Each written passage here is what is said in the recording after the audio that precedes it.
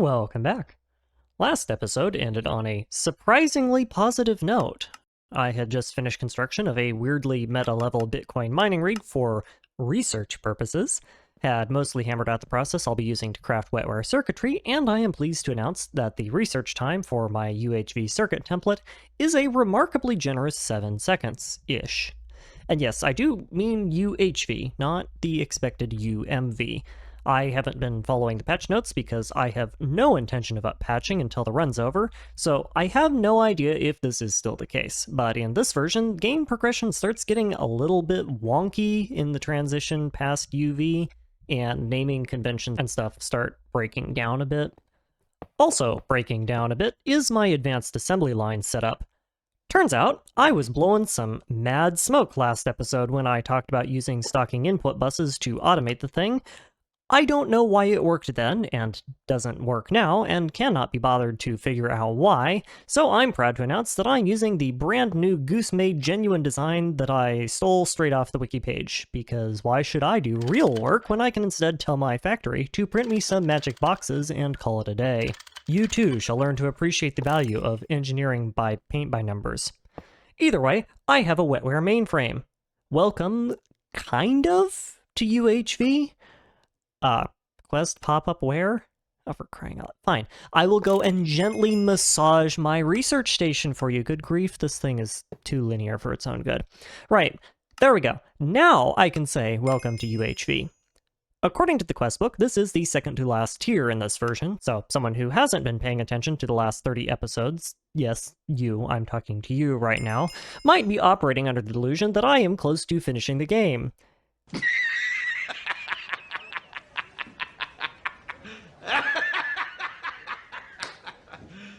Yeah, no, I'm going back to UV because we have some work to do. For starters, you remember how I was talking about how I wouldn't ever be bothering to make databanks because I could just build more assembly lines? Yeah, that tune changed real quick when I started looking at some of the more interesting project expense reports that I'm going to be footing the bill for. Look at that, databanks hooked up in a really interesting spot. I wonder why I have this brand new building. I have this brand new building because I'm doing the smart thing and future-proofing my assembly line setup forever by enabling infinite parallelization, which, incidentally, also sounds like a really good heavy metal band name.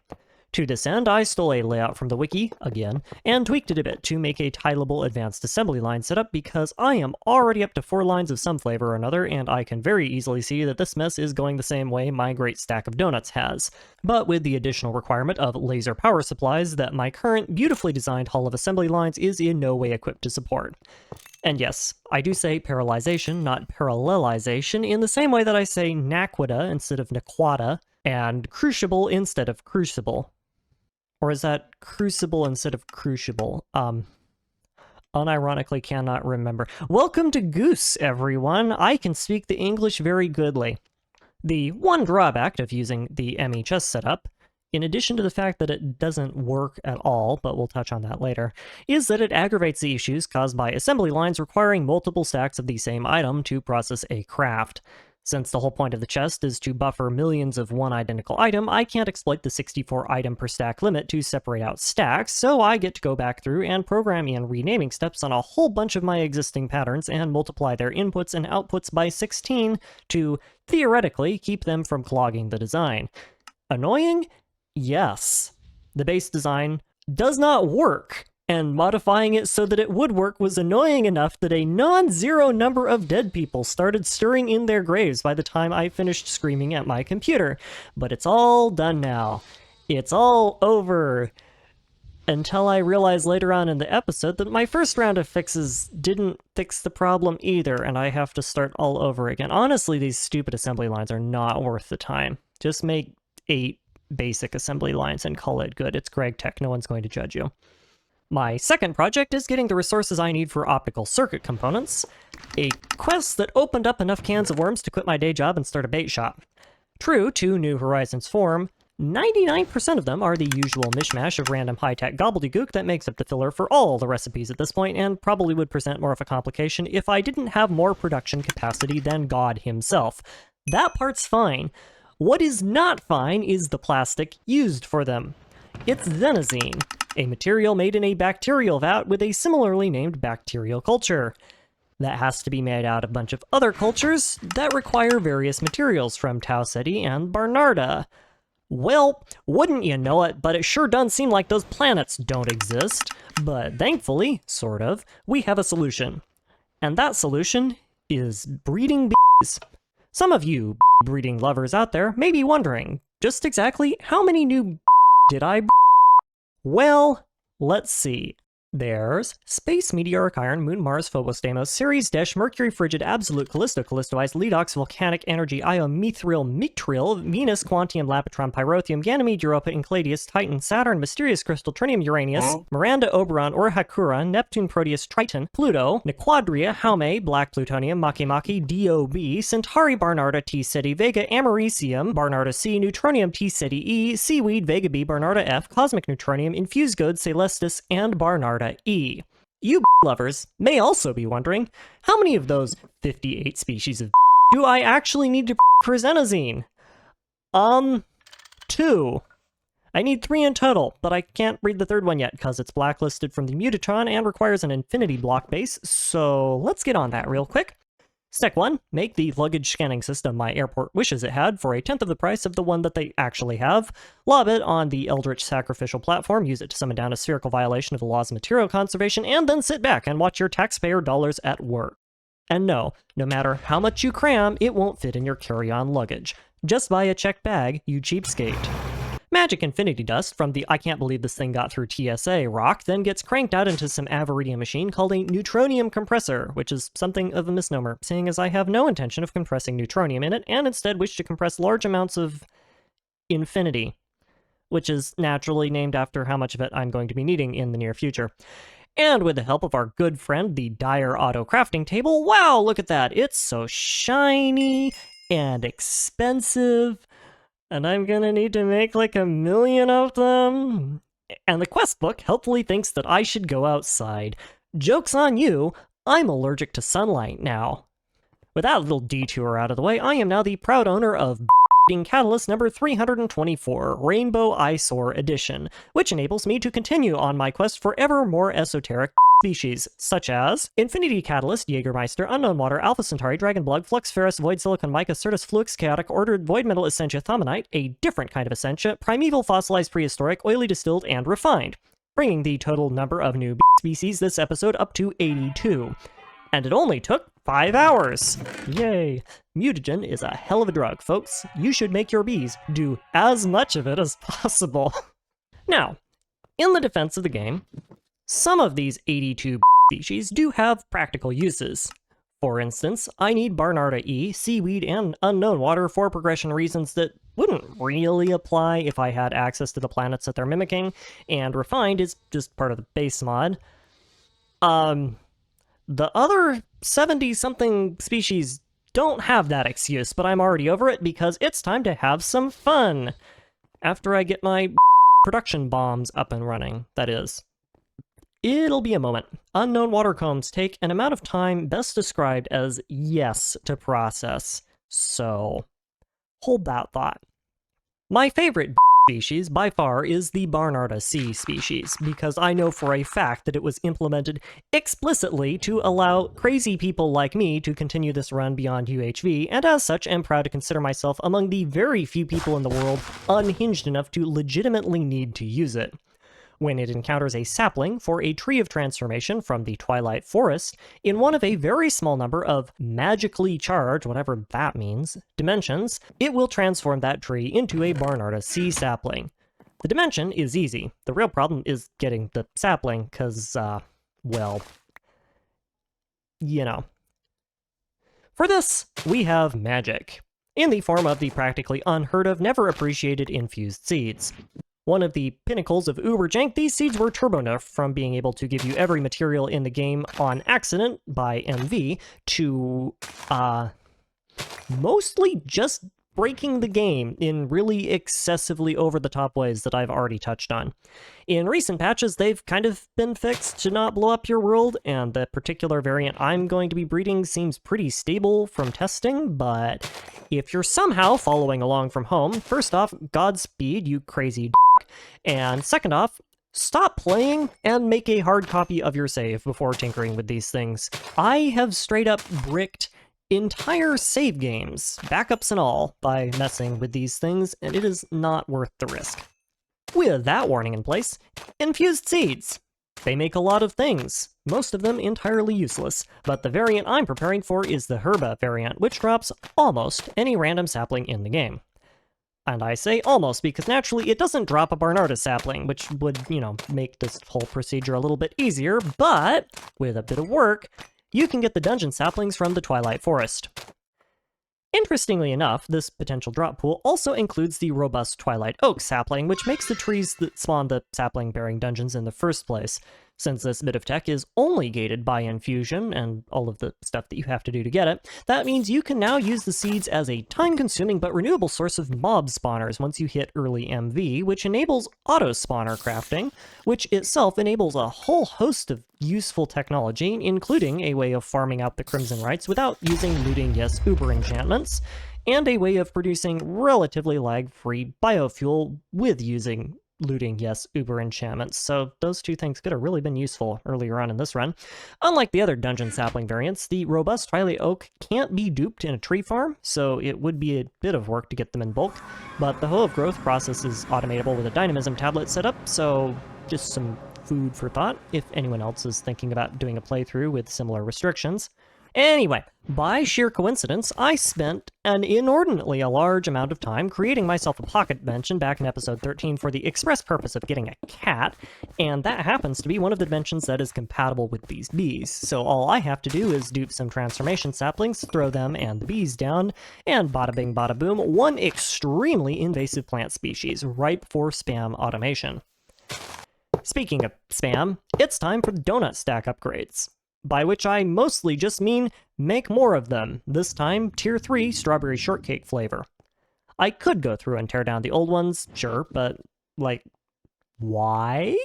They aren't hurting anything, their power consumption is a rounding error, and the only things that I could salvage from them are cheap enough to mass produce anyway, so to heck with it, we'll tile the universe in baked goods. My first new reactor produces indium, because why not? I've mostly solved the indium problem through bulk refining Naquita-derived ores, but more is better, so we make more. The second produces an impossible-to-read gas named oganescen, using liquid californium produced by the third, and the rest is history. While we're on the topic, it's also time for a couple new multi-blocks. The first is a blast from the none-too-distant past. It's another large processing factory. Yeah. This one gets the glorious job of doing exactly nothing other than processing my unknown water combs until the end of time, because I need unknown water and it takes 9.5 minutes to process a batch of 4.5 buckets, 8 buckets to roll for a chance at a culture, and the success chance of the culture I need is 2.5%. Looks like I won't be progressing that tech tree for a little bit. Also on the list is welcoming into the fold the Extreme Industrial Greenhouse, a machine designed and implemented specifically for enabling people who consider converting lag into game progression a viable tactic. So, basically me. It simulates the growth of lots and lots of crops in parallel very, very quickly, but with math instead of lag, and sounds unironically like something I should have been using ages ago because, most of my oxygen was coming from this thing, which is pretty much a server killer disguised as a cutting-edge HV tier production tech piece, and was out of date the instant I installed it. This thing runs on a single block gas turbine that I top up with benzene every once in a while. To put in perspective, it's pretty outdated. So with one lag bomb forever behind me, soon to be replaced with many more, I get on with my life and start cranking out quests. The primary materials for components in this tier are neutronium and cosmic neutronium. So raw resource-wise, their cost is asymptotically 0, but the energy cost of processing it hits like a truck with a sign on the front that says you must pay 1 stack of neutronium ingots per motor, so bulk production is not gonna be a thing. The fun part is going to be the superconductors, because smelting them needs awakened draconium coils, and wouldn't you know it, but I'm all out of awakened draconium. For once, the solution to this is not to summon an incredibly overpriced meteor and mine it out like a normal person. In fact, with one exception, I'm actually just out of different kinds of meteor to summon. There's still some utility from the earlier tier ones to get access to less easy to produce materials like vanadium, but other than the Tenga meme meteor, we have reached the end of the line. Instead, it's time for me to finally fully cash in on my investment in breeding bull. I'd like to introduce you all to, hands down, the single coolest multi-block I have made so far. I have unironically been looking forward to making one of these things since I was aware they existed, simply because I like it that much. This is the Industrial Apicultural Acclimatizer and Drone Domestication Station, or in common parlance, a mega apiary. You know those industrial apiaries that I kind of went ape on? Sorry about that, my finger slipped. Went ape on in the previous episode? This is those, but one machine lets you scale them forever. Simply add queens, 1 amp of Louvre power per queen, and an optional amount of royal jelly to act as a multiplier. This machine will scale bees at an endgame level forever, or until UEV, whichever happens first, and stands as a testament to an inhumanly large middle finger that I will be vociferously extending to any and every problem that I can possibly imagine. Its structure guidelines are also extremely weird, and don't let you use multi-amp energy hatches, which is microscopically vexing, but I can simply mount more regular energy hatches, and you know what? That works for me. What is less cool about the whole thing is that I kind of forgot how much work went into getting the material processing systems online for it. The throughput of my mega apiary lends itself to main system integration about as well as a cat does to being shoved down a coffee straw, and it absolutely will need a separate line entirely. Unfortunately, in my infinite wisdom, I put the bee bomb on the exact opposite side of my base from the one dedicated system that might have been able to handle this sort of production, cough cough, the mining rig, so instead we're doing an entire dedicated design for it. I would love to say that I'm quite proud of the wiring that I did for this thing. Sure, an outside observer may note that it kind of looks like steaming hot dog water, and I will admit that the throughput will be a little bit crunchy because I'm relying on my chronically anemic chemline system to supply the acids, but other than all of those glaring flaws, I would love to argue that this thing is such an immaculate conception of engineering that it has the dead rising in their graves. And I don't mean in the biblical sense. Unfortunately for me, I live in reality and must admit that my build has a face only its progenitor could love, and I'm a pass on that. This thing ugly. Effective, sure, but looking at it for too long will also peel the white off of rice and your eyeballs, so my advice to you is don't.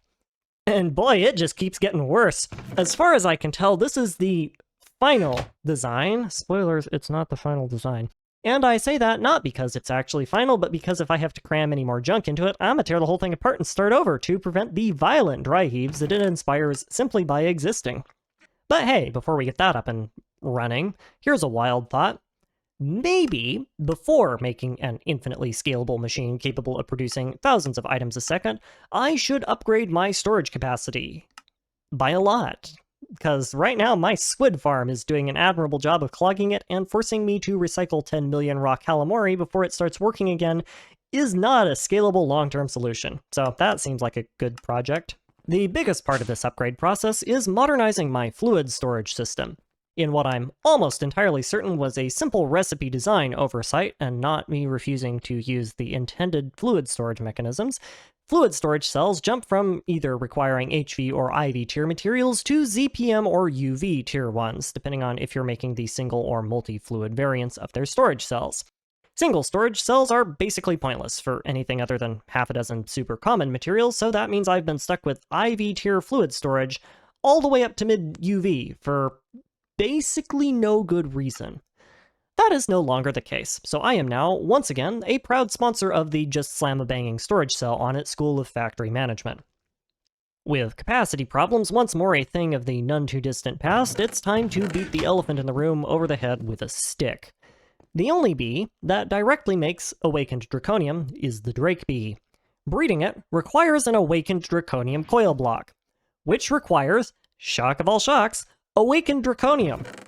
Conveniently for me, Vega B stone dust, produced by the incredibly difficult to pronounce Vega BBs, has a 0.5% chance of dropping 4 awakened draconium dust when centrifuged in an incredibly time-consuming and energy-intensive series of steps. Oh no, if only there was a way of speeding that up.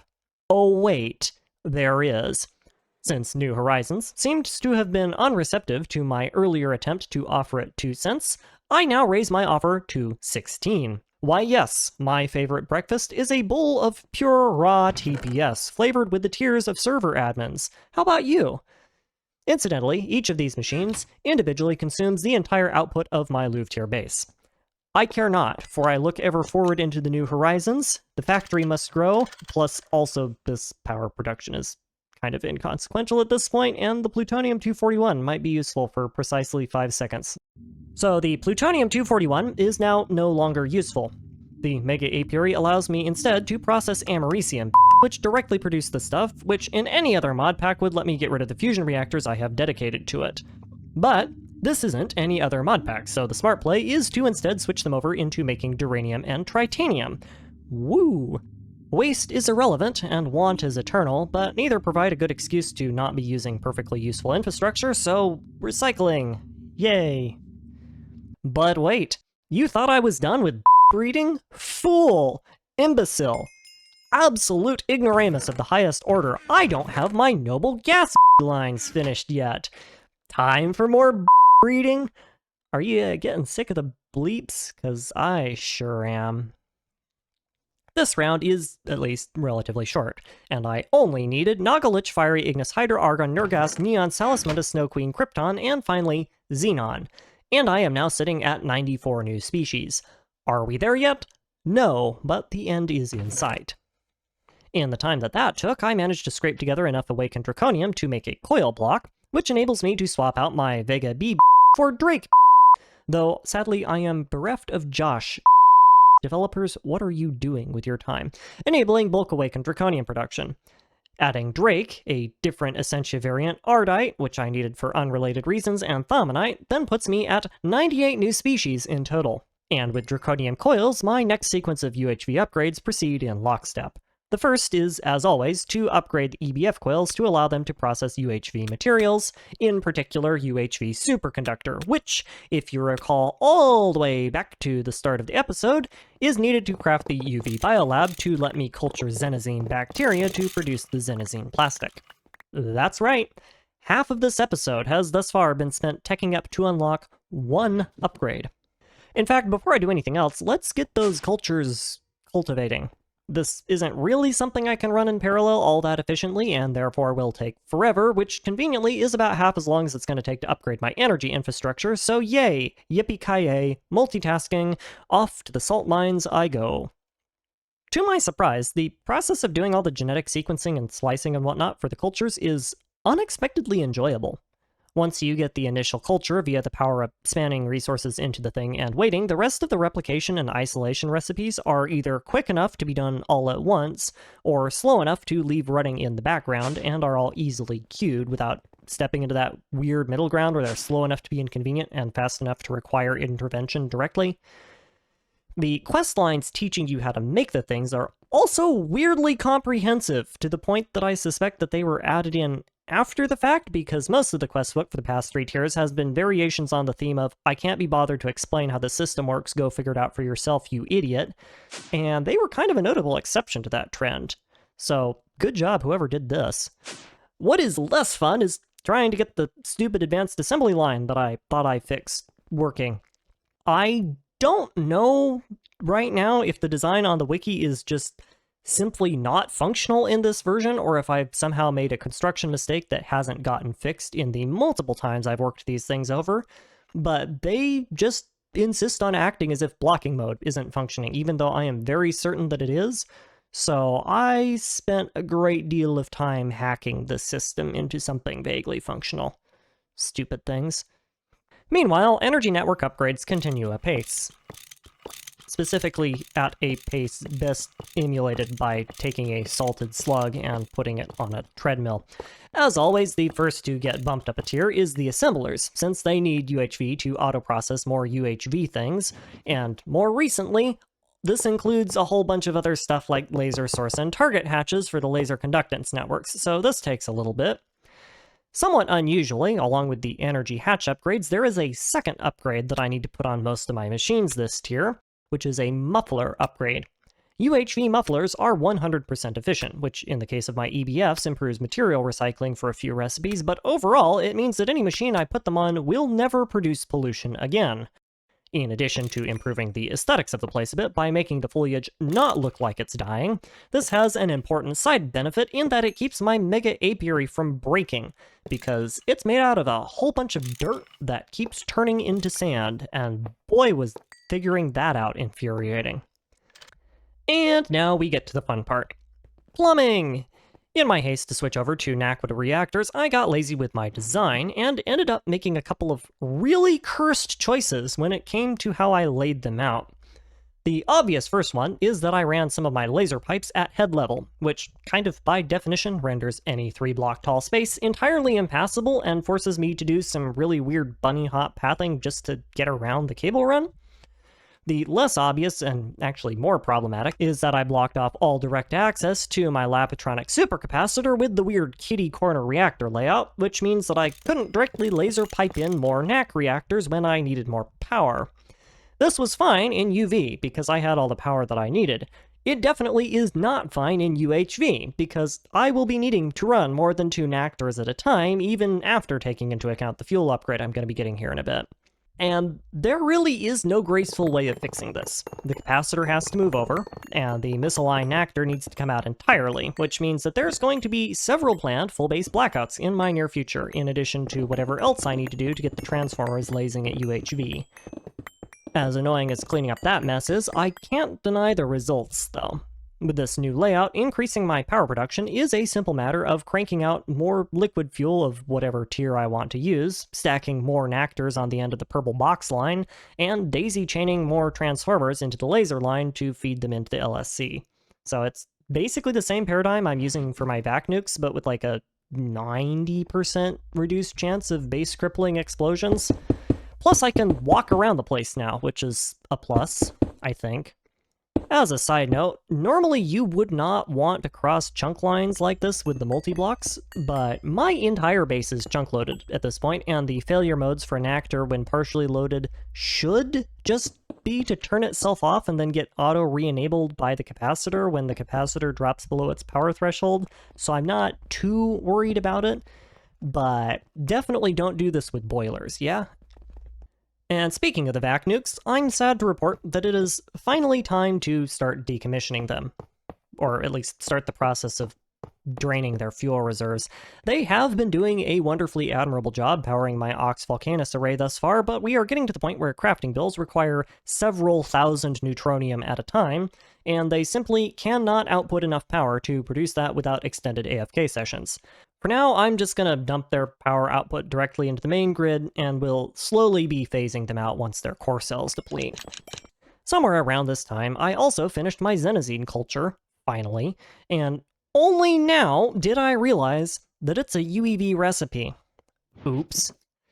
This is what happens when Goose fails the reading comprehension check, folks. Can't say it was a waste of time, because I will need it eventually, but yeah, that was productive. Alongside the facelift and UV energy hatch upgrades, what was previously the auxiliary Volcanus array also gets promoted to being fully integrated with the rest of my auto crafting network. I have enough free xenon by now that its usage in smelting recipes is largely irrelevant, so rather than clog what used to be my main gas-consuming Volcanus array with monstrously huge bills, I can instead delegate those to the Ox array by modding my autocraft recipes to omit the xenon cost entirely. Of course, this is going to do terrible things to my cryo freezers, but for this, we have machine spam. And there we sit, for a good long while. My first stack of UHV energy hatches is going to optimistically take around 2 hours to finish crafting, and I will need scads of superconductive wiring after those two are done to make any use out of them, so I find myself with the somewhat unusual situation of having free time to play around with. This is deeply uncomfortable, so I immediately turn around and start doing random busy work. First on the list of janked things to fix is my hall thing that the industrial apiaries used to be in. My bender is full of recipes. My mixer's AE2 setup was built sometime around the dawn of civilization and looks like it was assembled accordingly, and the cable pasta has taken over the entire establishment, so it's time to clean all of that up. And we're not even close to being done. Alright, next project. Time for more upgrades. Access to Infinity Ingots allows me to upgrade my PCB factory with a module called a liquid cooling tower, which changes how the machine overclocking works, or more accurately, allows it to overclock at all. This is kind of a big deal since the wetware boards I'm making are classed as an IV tier recipe, and I am supplying them with UV tier power. Honestly, this upgrade seems a little bit late in my opinion, but I'm not the one balancing it, so what do I know? Still not done yet, so instead of actual gameplay progression, you get to be treated to the rare and special sight of me removing a donut. That's right, folks, this donut is no more. Of course, I immediately build it right back up after giving it a nice shiny new pink overcoat and some better hatches, but it's the thought that counts. Having 4 reactors makes a strong statement, though I will leave it to you to determine what exactly that statement is, but I only have the fuel production capacity to run 2 of them at anything approaching full time, so 1 upgrade later and there you go, twice the fuel production. Are we done yet? No. More upgrades. Continuing in the theme of eye-shriveling paint jobs, my chem plant now, too, can enjoy the dubious pleasures of looking like a unicorn that came out of the wrong end of a glue factory. I am glad to report that this set of extremely oddly sounding vigorous Lorenium casings needs to only last long enough to make the final set of botanium ones, which are a much more reasonable shade of baby puke green, because this thing is loud enough to color clash through the walls of its building. Oh my goodness, people. The precise auto-assemblers get the same treatment, though, to my consternation, the nice washed-out purple of the intermediate casings will be giving way to something that looks like it would be best described as sunburnt salmon spawn on a paint swatch. I'm sure it will go wonderfully with the Technicolor yarn ball of electric linguini needed to run the poor things, and am reminded of how glad I am that I never really need to interact with this part of my base. And all of that nonsense is finally enough to finish the first stack of UHV energy hatches. Not the cabling, mind you, that's going to need to wait till the next episode. Just the hatches. Clearly, I'm going to be needing some substantial infrastructure upgrades moving forward, but that is something I will be working on when next we meet. For now, I will simply hope that my suffering was more enjoyable to watch than it was to experience, and, as always, thank you for your time.